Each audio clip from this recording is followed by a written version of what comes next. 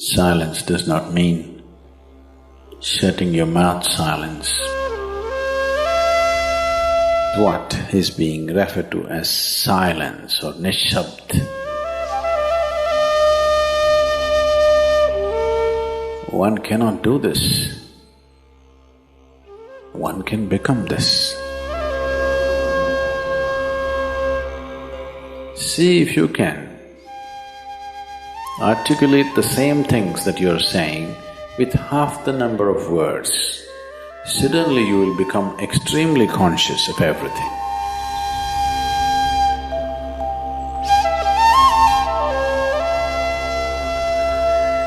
The wind makes its own sound.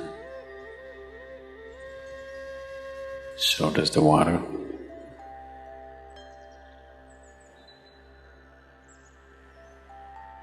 So does the earth. In fact, so does the sky.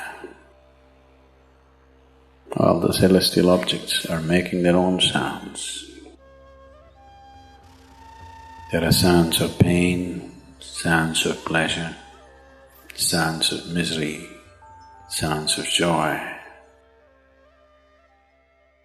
For everything there is a sound.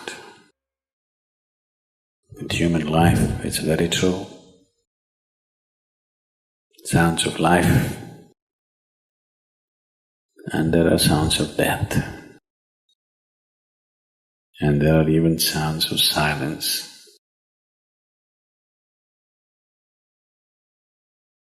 So this complex amalgamation of sounds, different kinds of sounds, creates different intent, different levels of compulsiveness, different levels of bondage, and different possibilities of entanglement.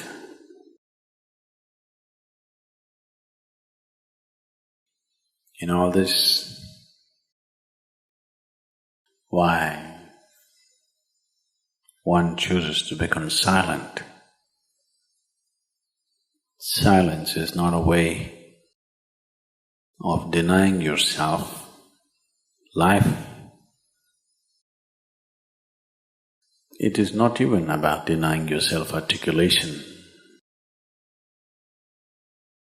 Silence is about moving from compulsiveness to consciousness. All sounds represent different forms and different dimensions of compulsiveness. When one chooses to become conscious, not be entangled in the compulsive nature of the existence, he naturally chooses to become silent. Silence does not mean shutting your mouth silence, plugging your ears silence. You can sing in silence. You can dance in silence. You can even speak in silence. You can even scream in silence. You don't try.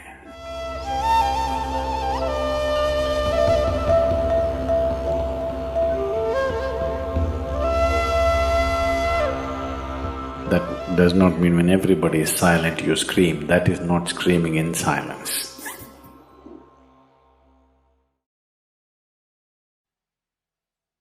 Because sound is of the surface, silence is of the core.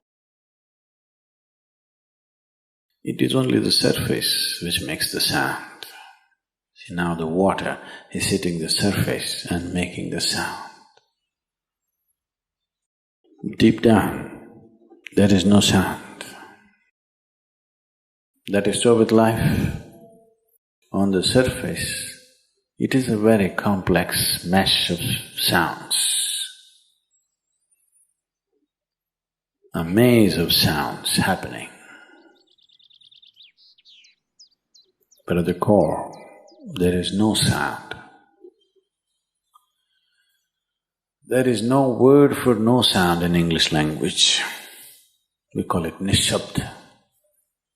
That means absence of sound, a total absence of sound. Absence of sound means absence of reverberation. Absence of reverberation means absence of life. Absence of life means absence of creation. Absence of creation means absence of the Creator too. So a space which is beyond creation and Creator, a dimension which is beyond life and death, that is what is being referred to as silence or nishabd.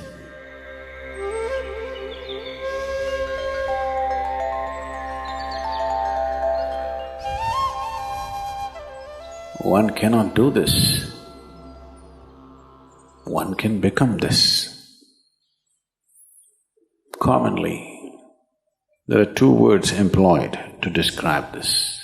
One is maun, that means you're practicing silence, you're not silent. You shut your mouth and you're remaining in maun. This is not nishabd. Maun means you're practicing silence. If you're practicing something, obviously you're not that. Are you life or are you practicing life? I'm asking you. Are you life or are you practicing life? Practicing life? No, your life. Maybe not very well practiced, but your life. Similarly, there is a difference between practicing silence and becoming silence. Practicing silence starts as a certain restriction, but slowly, as one practices silence, one can possibly become silent. One can become silent in intense activity,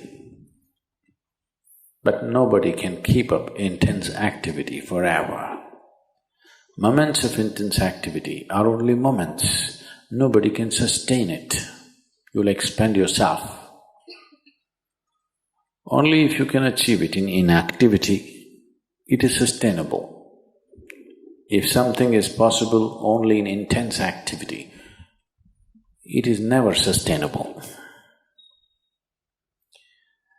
In a very intense and ecstatic moment of singing, somebody may become or taste a moment of silence. But how long can you keep it up? Your throat will tear and your neighbors may kill you. Possible. So this possibility of coming to silence or becoming silent also means to become still, to become utterly still. Stillness can be achieved in so many ways. If you watch a snake, he's still. If you watch a tiger which is on a hunt, absolutely still, charged but still. These are all different dimensions of stillness practiced for survival. If a snake moves too often, he'll get killed. If a tiger does not know how to be still, he'll never get his food. These are all acts of survival. A human being, for survival, he has to be active. Only when his vision falls upon something which is beyond survival, then he will think of stillness. Then he will understand as he observes himself, as he notices the complexity of one's compulsions. He understands the only way to solve it is to become still. to train this body, to train this mind, to become still.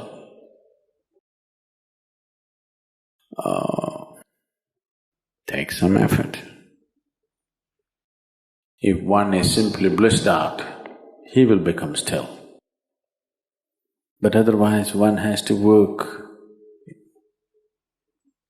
bit by bit, one has to work to bring this body to absolute stillness. Most people cannot hold their body in one place for any length of time. They're all the time in moment.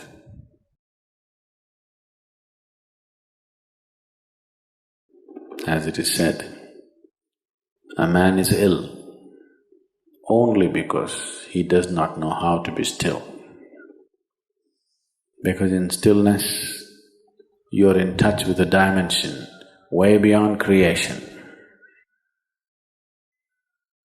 Once one is in touch with that, there is no such thing as illness.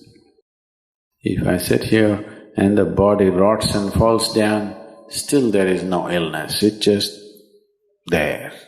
Because in fact, when one becomes utterly still, he may not be able to hold on to the body unless he learns the tricks, the mechanism of the body.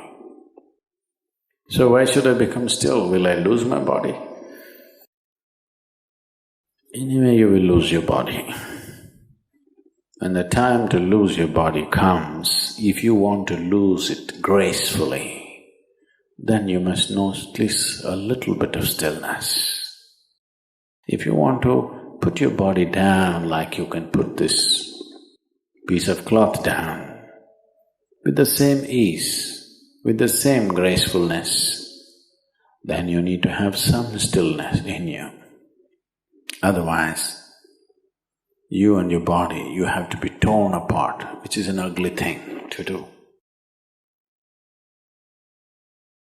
When you're being torn away from your body, it is an ugly and painful thing to do, unless you can keep it down. There's no grace in life. So if one has to attain to that grace, at least a certain amount of stillness has to enter your life. For this to happen, a certain level of silence has to enter your life. If right now if it is not coming, at least practicing a little bit of Maum. In an hour, if you're speaking 1,573 words right now, how many more? How many words do you spit out in a minute? 1,573, you're actually doing that many? I thought that's impossible. Okay, I believe you. So whatever number you're doing, see if you can articulate the same things that you're saying with half the number of words. Suddenly you will become extremely conscious of everything. Right now, our oral diarrhea is happening. If you're doing 1573, it's diarrhea, okay. Now, if you have to hold back half the words and still say the same things, now you have to be very conscious, otherwise you cannot say it. Just try this and see. Tomorrow, one day. In an hour, normally what number of words you utter, make it half. Don't curtail your activity, still say the same things. But with half the words, how wonderful the whole world will feel, you know.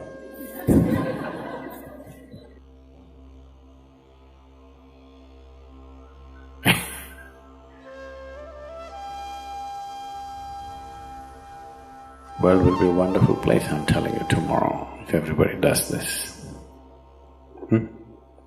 Many marriages will be saved.